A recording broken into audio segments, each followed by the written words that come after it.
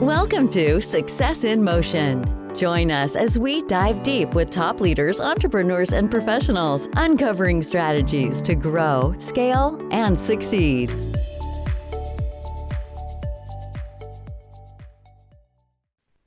Hey, everybody, welcome back. This is Michael Bishop with the Success in Motion podcast.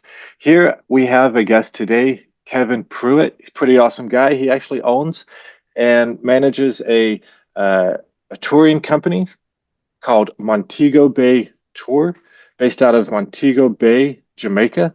He's been doing that for 3 years now, and today he's here to share his success with us. Kelvin, take it away. No, absolutely. I appreciate you having me. Again, my name is Kelvin Pruitt. I am actually based out of Tampa, Florida, but I own Montego Bay Tour in Montego Bay, Jamaica. We are a tour, excursion, and private transportation company, and we serve pretty much the entire island of Jamaica. I'm very passionate about supporting the local community there in Jamaica. So much of what we do is try to give that local feel as much as possible. My chief operator on the island is born and raised in Montego Bay, Jamaica, and has been in the tourism space for almost 20 years now. Nice, Kelvin. That sounds like a really cool industry to be in. I've actually personally spent the last 2 years touring the U.S. and I live out of Airbnbs and I just tour around. I'm a digital nomad, and I've shared a lot of experiences of the way that different people operate and live and work, and it's been a blast. But for yours, for your company, what makes you stand apart from other touring companies? I think it's our level of service. Jamaica has a pretty bad stigma connected to it when it comes to tourism and safety. And so our level of service is what we really try to prioritize. And so my driver is, he's gotten pretty much nothing but 5 stars from all of our guests over the last few years. And we provide a safe and reliable operation that allows our tourists to explore the island, enjoy the island in a safe manner. Nice. Everybody wants to feel safe when they travel. So when you've been doing this, what have been some of your biggest challenges?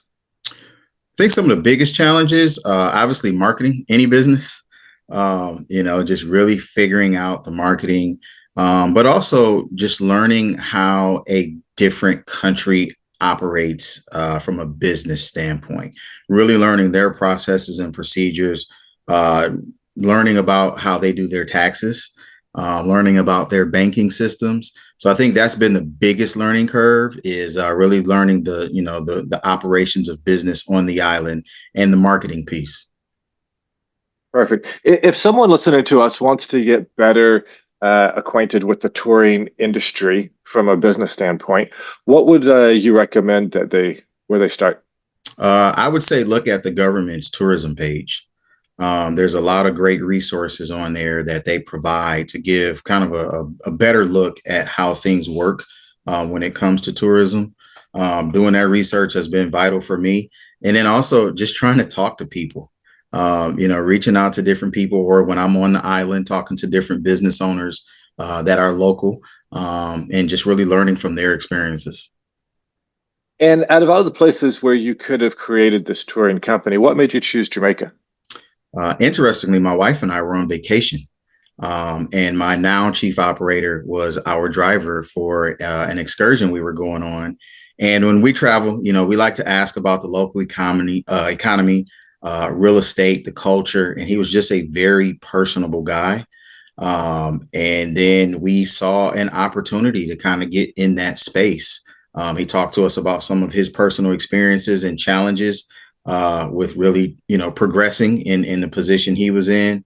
And we felt like there was a mutual interest. And so we had some conversations and the rest was history. Nice. It sounds like you have, I don't know if you've heard of the book, Who Not How, but it sounds like you found your who. And so it's not how are you going to do it, but it's who's going to help you get there. It sounds like you found that. It sounds like things are going well in your business. A lot of guests are looking towards the future, how they can create passive income to enhance or even replace their current active income. What are your thoughts on that? I honestly feel like what better time than now? I think entrepreneurship is a big thing, and as long as you have access to capital, I think that you really have a great opportunity. Um, I think what separates a lot of entrepreneurs apart from those that don't do it is just their willingness to take that risk.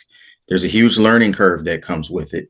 There are some failures, that you're going to experience, and you have to be comfortable knowing you're going to experience some of those failures. But I'm a firm believer and advocate of entrepreneurship.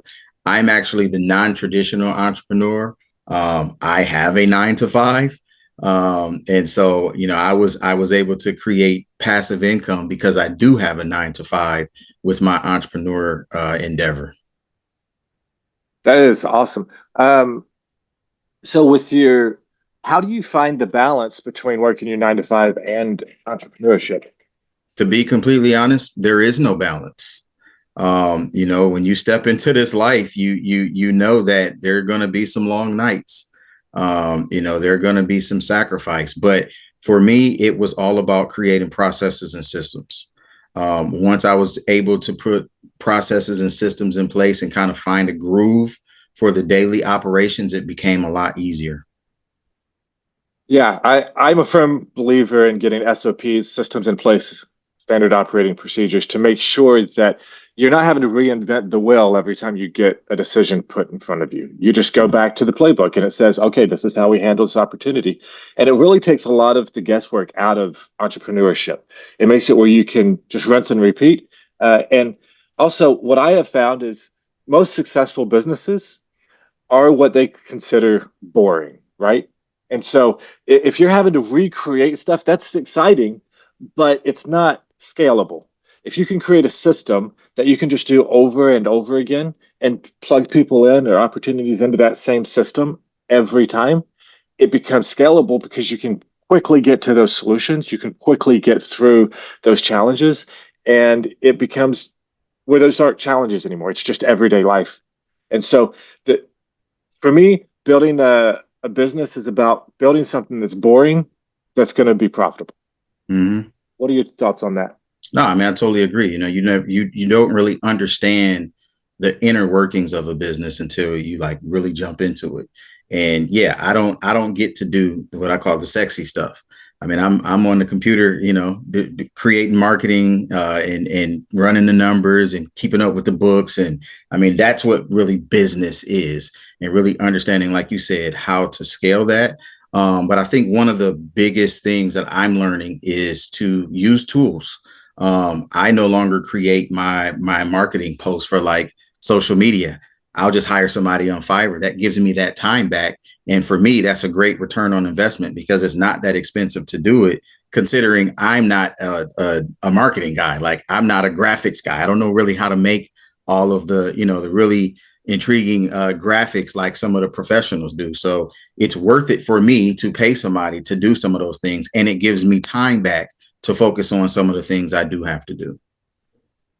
Perfect. So you've been doing this for 3 years now, and you've seen some success with the marketing that you're doing, finding the right people, plugging them in the right places. And you've been doing that while doing a 9 to 5 job. If you had to go back and do it over again, what's one thing that you would change? I think the number one thing that I would change would be allocating time and sticking to a schedule. It was kind of like, I did my daytime stuff, and then whatever was left, that's what I gave to the business, which turned into very long nights. But instead, I should have been better at allocating my time to make sure that, I'm working within strict confinement so that I can take care of myself and be healthy. I always admit my sleep schedule is oftentimes way out of whack because, it's just, and it's the time management. But as a business owner, I understand certain things have to get done because there are people depending on me, and that's a Yeah. pressure that a lot of people don't want. Yeah, most entrepreneurs, most business owners, they do sacrifice their own health to be able to build their business. They see a need and they take care of it, right? Which is a good skill and a good attribute. But realistically, there are things that we could do 24 hours a day in our business, and not all of those things are going to push us forward. Some of those things are just busy work. So it's really crucial, as you were saying, to prioritize. Figure out what those big key elements are to get your business to move to the next phase, and go do those. And all of those little busy work things, find somebody else to help you with those, right? And Absolutely. so finding that balance between taking care of yourself and taking care of your business is really important, because if you don't, you're going to get burned out. And then that business is going to be a nightmare. And so have you found that you've gotten burned out because of lack of discipline on those things? Oh, absolutely. And that's when I really started. I was spinning my wheels trying to create posts for social media. I was indoctrinating myself with Canva and spending just hours upon hours making posts that really weren't getting much traction anyways. And so once I started using Fiverr and hiring that out, and I got a guy that is pretty responsive and works pretty quickly, it gave me back so much time, and it was well worth the investment. It's amazing what you can get out of $20 on Fiverr. Absolutely. Yeah, it reminds me of another book that I love, and this isn't about promoting books, but another book that I love is called Buy Back Your Time, and it talks about finding those least expensive things that you have that you can systemize, and then hand that off to somebody else, so that they can start building those things, and you can go to higher quality, higher time value tasks to build your business. So, Kelvin, this has been a great opportunity. Do you have any final words that you'd like to share before we go? Maybe share something about how we can get in touch with you if we want to learn more about the touring industry. Absolutely. And we'd love to host you in beautiful Montego Bay, Jamaica. For anybody out there that has not been to Jamaica, you can find us at www.montegobaytour.com, or on Instagram and Facebook at Montego Bay Tour. Perfect. Well, guys, this is another one in the books. I'm grateful to have Kelvin with Montego Bay Tour on with us today, and we look forward to seeing what's next. Have a good day, guys. Thanks for tuning into Success in Motion. Want to share your story? Visit successinmotionpodcast.com/guest to apply and be featured on the show.